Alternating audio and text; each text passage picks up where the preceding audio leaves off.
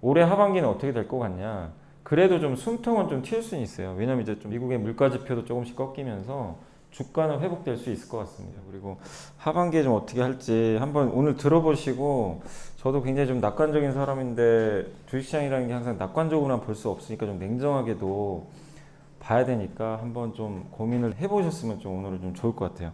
제 얘기가 뭐 꼭 정답이라는 건 아닌데, 저도 이제 많이 5월달 들어와서 시장도 뭐 너무 안 좋기도 하고 여러 변수들이 좀 너무 안 좋잖아요. 이제 그런 걸 좀 복합적으로 생각해가지고 한번 좀 만들어 봤으니까 참고하시면 되겠고, 일단 첫 번째가 이제 좀 거시경제 분석. 물론 저거를 내가 기업 분석만 한다면 몰라도 되긴 해요. 근데 이제 어차피 우리가 내가 뭐 주식 투자를 하건 뭐 아니면 주식 투자 안 하더라도 경제가 좀 어떻게 큰 흐름에서 어떻게 돌아가는지는 좀 알고는 있어야 될 것 같아요. 큰 흐름에서. 그 다음에 이제 더 라스트 센스라는 제목이 있는데 그거 한번 이따 한번 들어보시고, 세 번째는 이제 채권은 아마 많이들 안 하시겠지만 채권도 공부를 해놓으면 좋죠. 채권도 하나의 투자 방법 중에 하나니까. 그리고 이제 저는 어쨌든 올해 말까지는 좀 한국이 유리한 것 같아서, 미국도 괜찮지만 미국도 워낙 빠졌는데 한국이 좀 괜찮은 이유, 그 다음에 이제 마지막으로 거기에 관련된 아이디어하고, 이제 여기 뭐 끝에 안 적혀 있지만 좀 주식 투자를 좀 어떻게 좀 해야 될까, 그 고민을 한번 말씀드리겠습니다. 그래서 이제 지금 보시면 여기 이제 연준 의장은 우리 한국은행 총재 이창용 총재 똑같아요. 모든 사람 그 이제 중앙은행 총재 머릿속에 이 두 가지밖에 없어요. 고용하고 물가만 딱 생각하는 거예요. 다른 거 다 필요 없어요. 자기네 나라. 예. 그래서 우리나라가 경제가 안 좋아지는 거 아무 상관없어요. 연준 의장 머릿속에는. 이창용 총재는 근데 안 그러죠. 미국 경제도 신경을 써야 돼요. 왜냐면 미국의 정책을 보고 우리나라가 결정하니까. 근데 어쨌든 이제 이분 머릿속에는 고용이냐 물가냐 두 마리 토끼를 다 잡아야 되는데, 그게 사실 뭐 말처럼 쉽진 않죠. 예. 그래서 사실 이제 고용을 잡는 방법은, 그러니까 예를 들면 이제 여기서 금리를 낮추면 기업의 이익이 늘어납니다. 왜냐하면 이제 유동성을 풀어가지고 경기를 회복시키니까. 그리고 정부가 정책도 써요. 정부 정책도 있어요.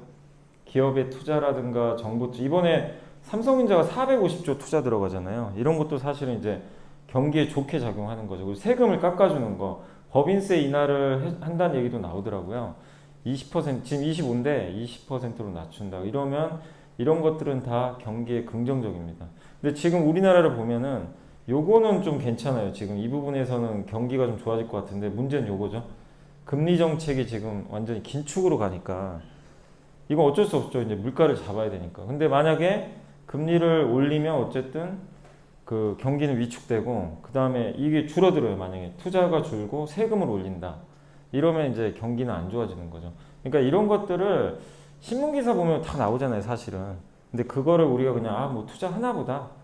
뭐 세금 뭐 덜 내나 보다. 뭐 아니면 아, 이번에 세율을 올리네. 이런 거를 그냥 단편적으로 보지 마시고, 이런 것들이 경기에, 그러니까 우리나라 전체 경기에 어떻게 영향을 줄지 좀 복합적으로 항상 생각하시는 게 좋을 것 같고, 물가는 요거거든요. 물가는 결국 수요와 공급인데, 수요라는 거는 예를 들면 뭐 아이폰이 있으면 아이폰을 살려는 사람들이 많아지면 당연히 수요가 급증하면서 가격은 올라갈 거고, 근데 아이폰이 지금 살려는 사람이 100만 명인데 90만 대밖에 없어요. 그럼 당연히 가격이 올라갑니다. 실제. 예.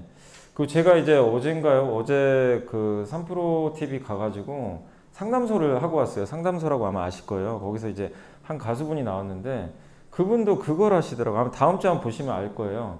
그 내용이 나올 텐데, 그 이런 마이크 같은 거 있잖아요. 마이크라든가 음향기기 이런 거를 거래하는 그런 게 있나 봐요. 이제 옛날 중국. 근데 그분도 하시는 말씀이, 옛날 어떤 유명한 가수분이 나와가지고 옛날 뭐 음향기기를 이렇게 사용을 한 게 알려지면 그게 이제 소문이 나가지고 그 수요가 몰린대요. 근데 옛날 기기는 지금 찾을 수가 없어요.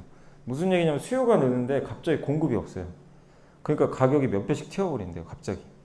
그런 현상들이 발생합니다. 이제 지금도 마찬가지예요.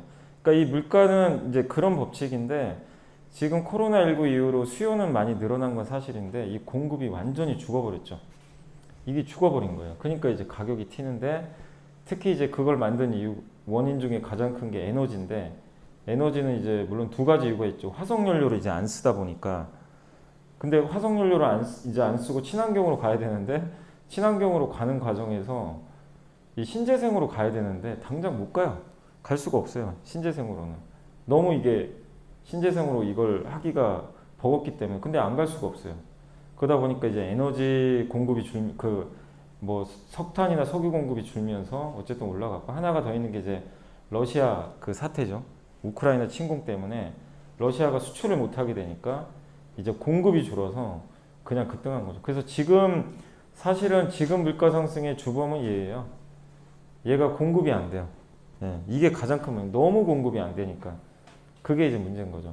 그래서 이제 한번 과거로 돌아가 보면 2020년 저기 이제 3월 달에 파일 의장의 머릿속에 이제 얘는 아예 지운 거예요. 지우개고 저것만 신경 쓰면 돼요. 무조건 고용 살려야 되겠다. 왜냐 지금 난리가 났으니까. 그러니까 물가는 그때 높지도 않았죠. 물가는 오히려 낮아지니까 파일 의장은 이제 그때 이제 무제한 돈 풀기 다 들어갔죠. 뭐 이건 우리나라만 그런 게 아니죠. 우리나라, 미국, 유럽 뭐 그냥 돈 다 풀었고 중국도 풀고 모든 나라가 일단은 코로나에서 탈출해야 된다. 그 명제 하나로 돈을 그냥 쏟아 부었고, 왜냐 저걸 살려야 되니까. 예. 그러니까 이제 자산 시장이 이제 튀어버린 거죠. 돈이 너무 많이 풀리니까. 그랬던 거고. 이제 요거죠. 그래서 고용을 창출하기 위해서 제로 금리를 했더니 주가 오르고 부동산 오르고, 이 채권은 금리랑 반대로 가거든요. 금리가 떨어지면 채권 가격은 무조건 올라가요. 그래서 채권 상승. 현금만 이제 그런 얘기 많이 했죠. 현금은 쓰레기다. 예, 많이들 했죠. 2년 전만 해도 현금, 누가 현금 갖고 있냐 막 이런 식으로 얘기한 것처럼 이제 현금의 가치는 엄청나게 떨어지고, 뭐 여기 안 적어드렸지만 비트코인이 올라간 것도 사실 이런 이유 때문이죠. 돈이 너무 이제 풀려버리니까. 근데 지금 머릿속에는 이제 바뀌었어요. 고용은 너무 좋아요, 지금. 미국의 고용은 좋아요. 그래서 이거 머릿속에 지금 저게 지워져 있어요. 고용이. 근데 만약에 고용이 안 좋아지면 또 생각이 바뀔 텐데 지금은 온통 머릿속에 물가밖에 없어요. 이걸 잡아야 되는 거예요, 지금 연준의장. 그래서 전체적인 우리가 이제 거시경제를 볼 때는 연준의장이 도대체 뭔 생각을 하고 있을까? 이걸 우리가 항상 좀 고민해 봐야 되는데 어려운 건 아니에요. 예. 근데 연준의장도 실수했죠. 작년이 좀 어려웠던 게 연준의장은 물가 상승이 일시적인 줄 알았어요. 예. 그래서 사실 엄밀히 말하면 작년부터 금리를 올렸어야 돼요. 근데 늦어버린 거예요. 이제 잘못 판단한 거죠. 왜냐하면 공급이 줄어서 물가가 오르다 보니까 그렇게 심각하게 생각을 안 했고, 그 다음에 이제 전쟁 날 줄 뭐 어떻게 알았겠어요, 그죠? 그러다 보니까 이제 이 물가를 못 잡고 이제서 막 빅스텝 하는 거죠, 0.5%씩. 예. 그래서 보시면 지금 금리 인상하니까 근데 금리 인상이 그냥 조그만 베이비 스텝이 아니라 그냥 0.5% 뭐 자이언트 스텝 0.75% 이러니까 막 주가 폭락을 하고 나스닥이 30% 빠지고, 저는 이제 깜짝 놀란 게 엔비디아가 55% 빠진 거 보고 깜짝 놀랐어요, 진짜. 그 세계 최고 그 반도체 회사가 55% 빠지고. 그러니까 우리나라만 빠진 게 아니라 미국도 지금 이제 감당을 못 하는 거예요. 지금 중국은 부동산 가격이 급나가 있어요. 중국 같은 경우. 우리나라도 지금 지방은 이미 빠졌고 서울도 좀 조금씩 내려가기 시작하고 있고, 일부는. 채권은 완전 학살당했어요. 이게 금리가 오르면 채권 가격은 완전 대폭락을 합니다. 이 주식하고는 비교가 안 돼요. 어마어마하게 빠집니다. 그러니까 이제 반대로 현금이 좀 올라가요. 그래서 지금 현재는 이제 저게 문제인 거죠. 고물가. 고물가를 좀 잡아야 되는 게 가장 큰 문제다. 그러니까 지금 현재 거시경제는 이렇게 흘러가고 있다고 생각하시면 되겠고, 이게 꼭 맞는다는 아닌데, 이게 사실 이제 레이 달리오가 올해도 포트폴리오 이제 구성할 때 이런 식으로 하거든요. 이제 경기랑 물가만 보는 거예요. 왜냐하면 경기와 물가에 따라서 금리가 움직여요. 그럼 금리에 따라서 자산시장에 변동이 생기죠. 금리 오르면 주식시장이 안 좋고, 금리가 내려가면 주식시장 좋고. 근데 저게 정답은 아니고요. 항상 바뀔 때도 있어요. 근데 저게 이제 왼편에, 그러니까 이때가 언제냐면 코로나 때예요. 코로나 때는 이제 저성장, 저물가죠.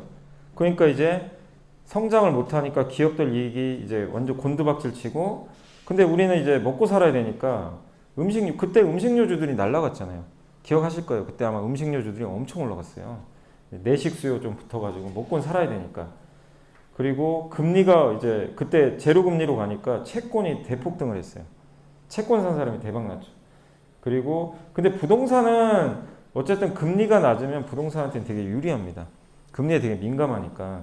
그래서 부동산은, 그리고 어차피 그냥 가격 떨어지면 그냥 살면 되지 뭐 이런 좀 마인드가 있다 보니까 부동산 가격은 그렇게 또 크게 빠지진 않아요. 근데 어쨌든 이제 부동산한테는 금리가 떨어지면서 나쁘지 않았고, 대신에 원자재도 지금 그때는 금은 정도는 좋았는데, 그때 기억하시겠지만 국제유가가 마이너스 간 적 아마 기억하실 거예요. 한번 사고 났어. 마이너스까지 갔어요.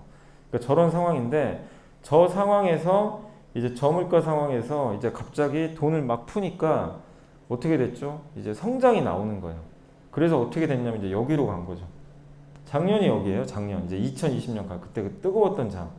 2년 전 이제 2020년 가을부터 삼성전자, 구만전자 가고 막 그럴 때였는데, 이제 저 때는 성장이 나오는데 물가가 낮아요. 근데 금리는 올라가요.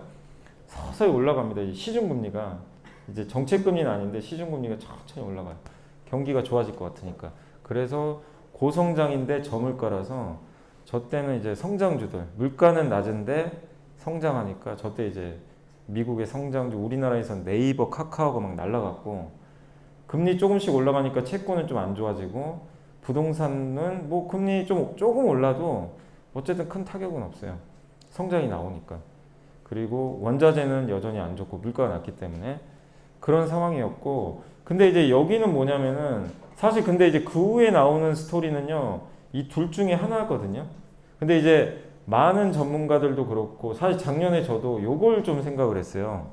요렇게 고성장 고물가를 생각을 했어요.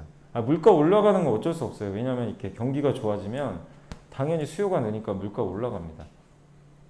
그렇게 되면 이제 2005년, 7년 스토리가 나와요. 이때 이제 중국 버블 나올 때인데, 그때는 미국이 안 가고 한국이 날아갔어요. 그때 신흥국, 경기민감주. 왜냐면 물가가 오르면서, 물가 오르면 금리가 많이 오르거든요. 금리에 근데 성장주가 취약해요. 성장주는 이제 금리에 약해요.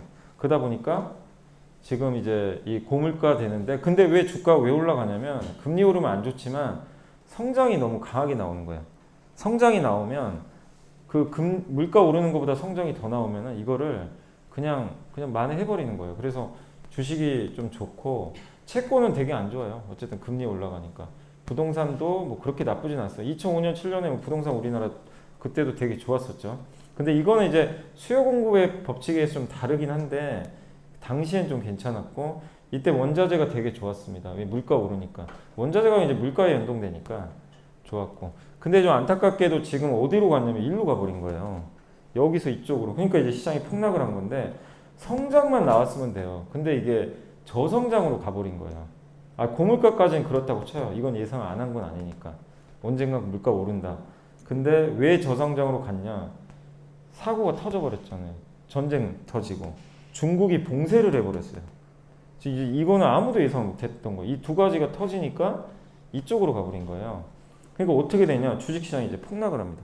성장이 나와야 되는데 안 나오니까 기업 이익이 훼손될 것 같아서 폭락. 그리고 물가는 높으니까 금리는 올려야 돼요. 금리는 올리고 성장은 안 나오는데 연준 의장은 계속 금리만 올리고 이제 보듬어 주지 못하는 거죠. 그래서 주식이 대폭락을 했는데, 그나마 구조적으로 성장하는 기업들은 좀 버텼고, 좀 진짜 1등 기업들 몇 개, 뭐 애플도 못 버티긴 하지만 덜 빠져요. 뭐 코카콜라 덜 빠집니다. 그리고 채권은 당연히 안 좋고, 부동산도 이제 안 좋아져요. 아예 성장이 안 나오니까 사람들이 이제 소득이 어떻게 보면 좀 가처분 소득 같은 게 줄 수도 있거든요. 이게 너무 인플레인데 내 월급은 또 많이 안 오르거든요. 그리고 이제 부동산 안 좋아지고, 근데 원자재는 지금 너무 좋죠. 예, 전쟁이나 이런 게 생겨버리니까 지금 이런 사이클이에요. 그래서 결국에 이런 사이클이 나중에 또 돌고 돌아요. 예, 진짜 몇 년마다. 근데 우리가 주식을 가장 투자해야 될 때는 이제 여기죠. 여기서 이 국면이죠. 이때 간다는 게 아니라 저런 일이 또 발생하면 저 때가 이제 주식시장에서 가장 투자하기 좋은 환경이죠. 왜냐하면 여기서 다음 타임이 여기 나오니까. 저 때인데 저거는 뭐 당장 오는 건 아니죠. 근데 이제 저성장이 계속 이어지면 언젠가 물가는 떨어지거든요. 그러면 그때는 연준에서도 부양책을 막 써줘요. 예. 그래서 저게 언제 나올지는 아직은 알 수는 없습니다. 예. 근데 어쨌든 적어도 올해까지는 이게 이어진다는 거죠. 예. 그래서 이런 국면이라는 걸 좀 이해하시면 되겠고, 그리고 요거는 이제 제가 저기 이제 유진투자증권의 허재한 이사님이 그 텔레그램을 하시는데 그거 한번 읽어봤어요. 이제 보고서에 있는 내용은 아니고 그걸 제가 제 나름대로 해석을 해가지고 한번 제가 했는데, 저는 이 의견에 좀 약간 공감을 해가지고 한번 좀 제가 전달을 해드릴게요. 제가 한번 그림을 그려봤는데 이게 뭐냐면 이제 마이클 조단이잖아요. 너무 뭐 유명한 사람이죠.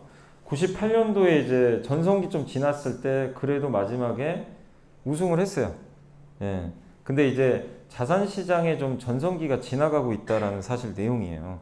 그 내용인데 그래서 제목이 라스트 댄스인데 요게 지금 보시면 이제 2008년도에 금융위기 이후로 그러니까 세 가지가 있어요. 그러니까 총 한 세 가지 정도의 스토리가 2021년까지 이어졌는데 그걸 한번 좀 정리를 해드리면 저기 보면 이제 금융위기 터지고 금융위기가 터지니까 대출을 많이 받았던 사람들이 이제 부채를 갚아야 돼요. 돈을 막 갚아요. 그럼 어떻게 됐습니까? 근데 부채 축소하면서 경기가 굉장히 위축됐죠. 그래서 구원투수로 당시에 이제 버냉키 의장이죠. 어쨌든 버냉키 의장이 연준 의장이 이건 그냥 연준 의장으로 생각을 해주세요. 연준 의장이 이제 돈을 이제 무제한으로 풀어버렸어요. 그래서 양적 완화를 했고 통화량이 엄청 증가했고 그럼 어떻게 됩니까? 유동성 파티가 이제 시작된 거예요. 이제 코로나 때랑 똑같아요. 2008년도가 그랬어요. 그래서 2009년부터 전 세계 주식시장이 이제 엄청나게 올라갑니다. 막 네, 경기는 사실 안 좋은데도 자산 가격이 지금 엄청나게 이제 그때부터 이제 폭발하기 시작을 했고 그게 이제 하나의 스토리였고 두 번째가 뭐냐면 이제 저물가의 축복이라고 근데 저렇게 고성장을 하는데 이제 고성장을 하면 나중에 물가도 따라오게 돼요. 네. 그런 이제 스토리가 펼쳐지는데 우리나라 시장이 왜 10년 동안 못 갔냐. 그 미국한테는 저게 축복이었는데 우리나라 기업들한테는 별로 안 좋았어요. 왜냐하면 우리나라는 고성장 고물가일 때 좋은데 2005년에서 7년 사이클은 고성장 고물가 사이클인데 저 때는 요게 지금 나스닥이잖아요. 나스닥 이게 10년 강세장이 이렇게 나왔는데 이게 저물가 때문에 그런 거예요. 저게 아마존 영향이 컸어요. 아마존이 싸게 만들었죠 모든 걸. 예. 근데 그 아마존을 가능하게 해준 게 누구죠? 저 스마트폰이에요. 모바일이 이제 탄생한 거죠. 근데 스마트폰만 있으면 안 됩니다. LTE 통신이 있었어요. 4G. 4G가 생기면서 스마트폰으로 우리가 동영상도 보지만 모바일로 모든 쇼핑들이 다 가능해졌어요. 어디서나 그냥 접속해가지고 저 애플 스마트폰과 LTE가 결합을 해가지고 모바일에서 이제 우리가 뭔가를 할 수 있는 환경을 그러니까 오프라인이 이제 죽어버린 거죠. 오프라인이 죽고 저걸로 넘어간 거예요. 그럼 어떻게 돼요? 우리는 편안하게 뭐 굳이 나가지 않고도 그냥 싼 가격에 사는 거예요. 물가가 낮게 유지돼요. 근데 거기에 또 중국이 이게 역할을 한 게 여기 OEM 적어드렸죠. 애플 아이폰을 누가 만들어요? 대만의 팍스콘이 중국 공장에서 만들잖아요. 너무나 싸죠. 애플이 직접 만들면 미국에다 그러니까 예를 들면 이런 거죠. 애플이 미국에 자기네 공장 지어서 자기가 직접 만들면 훨씬 비싸게 될 수밖에 없겠죠. 근데 중국산 OEM을 이용한 거예요. 근데 이거는 중국산 OEM을 뭐 애플만 이용한 게 아니죠. 많은 나라들이. 예. 그리고 우리나라에 영어무역도 있지만 영어무역과 경쟁하는 업체들이 되게 많은데 대부분 OEM 방식이죠. 그러니까 미국의 갭이나 이런 이제 아베크롬비 같은 회사들이 여기다 다 맡겨요. 그냥 만들어줘. 이러니까 결국엔 물가가 낮아질 수밖에 없어요. 이 구조가. 그게 계속 이어지니까 금리를 높게 유지할 이유가 없어요. 그러니까 성장은 나오는데 저금리. 주식하긴 좋죠. 예. 근데 이런 이제 저금리 상황이다 보니까 성장주 매력이 더 올라가요. 그러니까 금리가 낮을수록 성장주가 높게 평가를 받는데 그 저금리 상황이다 보니까 이런 빅테크 기업들 있죠. 이거 말고도 많은데 자금 조달하기가 너무 좋아요. 금리가 싸니까. 그러니까 막 투자를 해요. 그 점유율 막 늘리고. 그래서 플랫폼 시대가 열려버렸어요, 실제. 페이스북, 구글, 네이버, 뭐 카카오톡뿐만 아니라 그래서 결국엔 뭐냐? 이 플랫폼이 이끈 환경이 나스닥 10년 강세장. 우리나라에서도 이런 기업들이 강했죠. 예. 그래서 나스닥 지금 이렇게 빠졌지만 엄청나게 올라간 거예요. 예. 요 구도였어요. 그동안 이제 이게 언제까지 이어졌냐면 2018년도 정도까지 이제 계속 이어진 사이클이었어요. 요게. 요렇게 좀 이해를 하시면 되고. 그 다음에 세 번째가 뭐냐면 이제 코로나가 터져버렸어요. 갑자기. 그죠? 근데 이제 그 전에 보면은 2018년, 19년도에 무슨 일이 있었냐면은 이제 여기 중국이 부채가 너무 많이 늘어났어요. 중국도. 그래서 중국 정부가 이제 위험성을 느끼고 아, 이거 안 되겠다. 다이어트 해야 되겠다. 그래서 갑자기 막 금리도 올리지만 어쨌든 중국이 부채 부담 때문에 경기를 이제 좀 약간 그 경기가 좀 실제 악화됐어요. 근데 그때 중국이 좀 이렇게 안 좋으면 미국이 뭐 금리 인하라든가 이런 걸 해주면 되는데 미국은 경기가 너무 좋았어요 그때. 그러니까 미국은 그냥 금리 올려버렸어요. 그냥 난 내 갈 길 간다. 예, 금리 올리자. 그래서 파웰 의장이 그냥 다른 사람 말 다 무시하고 계속 올려버렸어요. 이때 나스닥이 한 30% 폭락할 때예요. 이때가. 나스닥도 놀래버린 거예요. 왜냐하면 금리가 갑자기 올라가니까. 그리고 이제 우리나라에서는 제일 힘든 시기 무역 분쟁이 터져버렸어요. 어떻게 돼요? 다이어트 긴축을 하는데 이런 일이 생기니 경기가 당연히 안 좋아지죠. 그래서 어떻게 됐습니까? 2018년, 19년도에 우리나라 주식시장이 2년 내내 빠졌고 미국도 난리가 났어요. 근데 미국이 이제 심각성을 인지를 하고 2019년도에 갑자기 보험성 금리 인하를 한번 해버려요. 이대로 두면 안 되겠다. 그래서 그때 잠깐 올라갑니다. 그러다고 이제 좀 횡보하다가 갑자기 이제 코로나가 터져버린 거예요. 이건 이제 누구도 예상 못한. 요게 터지니까, 그러니까 사실은 저 부채 사이클이 이제 굉장히 긴축으로 좀 갈 사이클이었는데 갑자기 이게 터지니까 어떻게 됐죠? 무제한 동풀기 아까처럼. 어떻게 돼요? 자산 시장이 다시 다 폭등을 해요. 또. 예. 그러니까 저렇게 죽어가는 이제 약간씩 좀 슬로우하게 경기가 꺾이는데 그 상황에서 코로나 터지니까 경기가 완전 죽었죠. 그래서 유동성 펌프질을 해가지고 다 살려놓은 거예요, 다시. 예. 그게 이제 지난 어떻게 보면 2년간의 이제 스토리예요. 그러니까 이게 여기까지 좀 이어진 거예요. 그러니까 요 논리를 좀 이해하시면 될 것 같아요. 그럼 이제 어떻게 될 거냐, 앞으로. 지금 이제 아까도 저기 러시아 우크라이나 침공이 있었죠. 지금 자원 민족주의 인도 같은 데서는 이제 밀 수출도 안 하겠다. 막 우리가 먹고 살아야지 뭔 소리냐. 예. 그 다음에 항공기 운임이 33% 급등하기 시작하고 지금 뭐 이렇게 예약해 보신 분들 아시겠지만 거기 뭐 제주도 티켓도 엄청 올랐다면서요. 한 두세 배 오른 것 같아요. 그 다음에 이제 월급도 올라갑니다. 실제 지금. 월급도 계속 올라가기 시작. 이게 결국 저 네 개가 뭐냐면 이게 당장 끝날 이슈들이 아니에요, 지금. 일회성이면 신경 안 쓰는데 저걸로 인해서 결국엔 물가가 이제 급등을 해버린 거죠. 근데 이게 이어지니까 연준 의장이 뭘 한 거죠? 이제 초강력 긴축을 단행을 한 겁니다. 이제 어차피 경기는 좋아졌겠다. 그래서 이제 마지막 라스트 댄스가 이제 전성기가 좀 지나가는 거예요. 그래서 초강력 긴축을 하고 유동성 파티가 실제 끝나버렸어요, 그냥. 루나 사태만 봐도 알 수 있어요. 이제 암호화폐, 뭐 비트코인도 엄청나게 빠졌지만 사실 그 루나 사태의 본질에 뭐 여러 가지 이유들이 있죠. 예, 그렇지만 그 원인 중에 하나를 제공한 건 저는 또 요거라고 생각해요. 긴축. 이게 너무 긴축을 하니까 달러가 계속 올라가거든요. 근데 스테이블 코인은 달러의 가치를 맞춰야 되거든요. 이걸 올라가는데 맞추기 쉽지가 않아요. 근데 어쨌든 유동성 파티가 끝나니까 우리는 진짜 작년까지 아마 여러분들도 그러셨을 거예요. 그 미국 주식은 이렇게 급 나갈 때 사면 무조건 돈 번다. 이게 불패 신화였는데 이제 아니죠. 나스닥이 30% 빠졌고 다행히 이제 금요일 날 많이 올랐더라고요. 올랐는데 어쨌든 30% 빠졌고 일부 기업들은 뭐 80%씩 그냥 2000년 IT 버블 터진 거랑 똑같아요. 그 정도로 이렇게 난리가 난 거죠. 그러니까 사실은 자산시장이 너무 올라간 건 사실이니까 어느 정도 조정은 필요했는데 이거 우리가 생각 이상으로 이렇게 빠진 거는 요거 때문이에요. 저런 것들이 이제 가미가 되면서 이제는 어떻게 보면 좀 버블이 한번 터져버린 거죠. 네. 그럼 이제 올해 하반기는 어떻게 될 것 같냐? 그래도 좀 숨통은 좀 튈 수는 있어요. 왜냐면 이제 좀 최악은 지나간 것 같아요. 왜냐면 지금 저기 보시면 중국의 코로나 봉쇄가 좀 해제되기 이제 6월 1일부터 해제한다고 했어요. 상해시를. 베이징시도 실제로 오늘 보니까 조금씩 완화하기 시작했고 그럼 어떻게 되죠? 우리 하나의 걱정거리 중국이 망하면 어떡하지? 이게 진짜 심각한 문제잖아요. 근데 다행히 6월부터 중국은 살아날 거고 그리고 지금 최근에 금요일 날도 발표된 것처럼 저기 미국의 개인 소비 지출이 조금 이제 그 피크아웃 찍고요. 약간 내려가기 시작했어요. 그러니까 물가가 완전 꺾였다가 아니라 이제는 물가 고점에서 좀 완만해지겠구나. 요게 나온 거예요. 그러면 좀 숨통이 튀는 거고 그래서 달러가 급락했어요.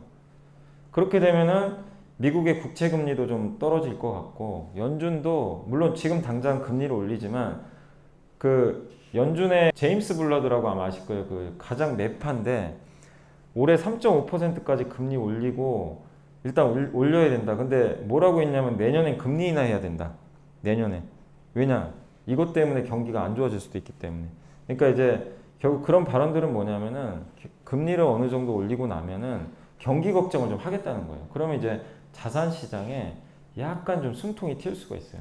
그게 이제 조금씩 시작되는 것 같아요.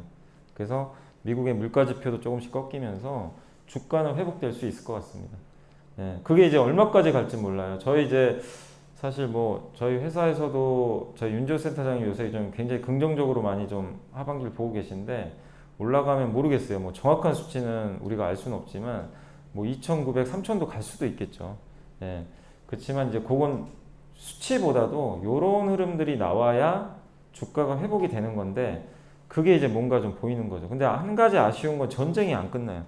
전쟁이 좀 끝나야 되는데 그건 뭐 어쩔 수 없죠. 뭐 푸틴이 워낙 지금 강력하니까. 근데 이제 요거까진 좋은데 이제 이거를 한번 여러분들도 고민을 계속 해보세요. 그러니까 중국이 지금 부채가 너무 많거든요, 사실은 아직도. 이거 부채 다이어트가 아직 안 끝났어요. 그래서 중국이 왜 이렇게 부양책을 세게 안 쓸까? 그러니까 아마 언론 기사 통해서 보셨을 거예요. 중국이 아니 제로 코로나로 지금 망하게 생겼는데 뭐 금리 인하도 찔끔찔끔해요, 그냥. 예.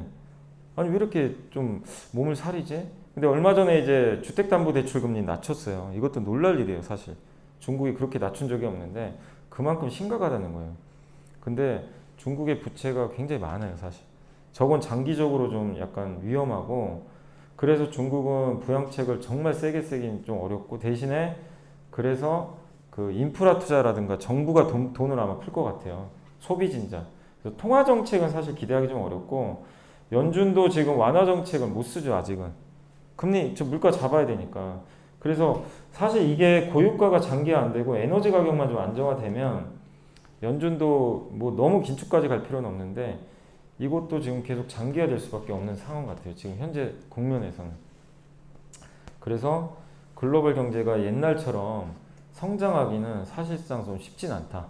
예, 아니면 뭐 진짜 코로나처럼 또 대폭락이 와가지고 또 이렇게 유동성을 주입하면 모르겠지만 지금 현재 국면에서는 뭐 내년까지는 요 고민은 계속 해봐야 될 것 같아요. 그래서 올해 하반기까지는 요런 좀 회복은 좀 기대를 하시고 그때가 좀 이제 한번 기회 같아요. 뭐냐면 이제 내 포트폴리오 바꿔야 될 것 같아요. 어떻게든. 뭐 물려있고 수익 나고 이거보다도 어떤 식으로 내가 좀 포트를 재편할까 이게 좀 마지막 좀 기회가 아닌가. 그래서 저도 이제 아까 라스트 댄스라는 좀 제목처럼 마지막으로 한번 좀 뭔가 고민이 좀 필요하다. 자산시장의 전성기가 어쨌든 좀 지나가고 있다. 이렇게 좀 보시면 좋을 것 같고. 물론 이제 여기서 갑자기 그런 변수는 있을 수도 있어요. 막 그 아세안 국가들이 지금 그래도 인구나 이런 걸 보면 가장 성장성이 높잖아요. 여기가 중국을 대체하는 엄청난 시장으로 갑자기 발돋움하면 바뀌어요, 또 상황이. 근데 그게 아닌 상황에서는 좀 이런 구도가 나올 수 있다는 거 고민을 한번 해보시면 좋겠습니다. 그래서